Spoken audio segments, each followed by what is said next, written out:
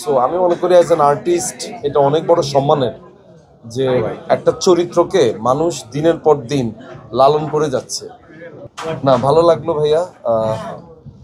বরাবরই যখন কোনো ওপেনিংয়ে আসি ভালো লাগে, কারণে অনেক অডিয়েন্সের সাথে দেখা হয়, অনেক মানুষের লাইভ রিয়াকশনগুলো পাই। আর আমি সবসময় চাই যে মানুষের সাথে খুব কাছাকাছি থাকার। এই জন্য এখনও আমার বাসা নাখালপাড়া, এখনও আমি মহল্লাতে হাঁটি, ঘুরি ফিরি, আড্ডা দিই। কারণ রিয়েল অডিয়েন্সের কাছ থেকে রিয়েল ফিডব্যাক পাওয়ার মধ্যে এক ধরনের মজা আছে। ধরেন আজকে আমি এখানে যখন ঢুকতেছিলাম তখন বলতেছিল যে এই ব্যাচেলার পয়েন্ট লাস্ট এতটুকু পর্যন্ত দেখছি, এরপরে কি হবে, মানে ও আপডেটেড যে ও এতটুকু পর্যন্ত দেখছে।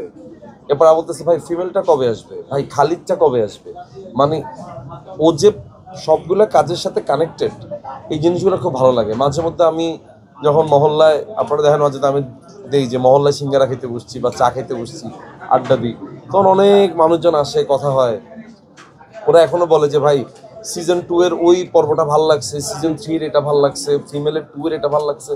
মানে ও প্রতিনিয়ত এটার মধ্যে বসবাস করে। সো আমি মনে করি অ্যাজ অ্যান আর্টিস্ট এটা অনেক বড় সম্মানের যে একটা চরিত্রকে মানুষ দিনের পর দিন লালন করে যাচ্ছে। এত এত সিরিয়াল চলে, এত এত ফিকশন চলে, তার মধ্য থেকে ও একটা কাবিলাকে মনে রাখছে, একটা পাশাকে মনে রাখছে, আমাদের একজন জাকিরকে মনে রাখছে, একটা হাবুকে মনে রাখছে, নেহালকে মনে রাখছে, শিমুলকে মনে রাখছে। তো এটাই আসলে আমি মনে করি যে একজন নির্দেশকের সার্থকতা। কাজল আরফিন, অমি ভাই এই জায়গাটাতেই জিতে গেছেন শত মানুষের হৃদয়।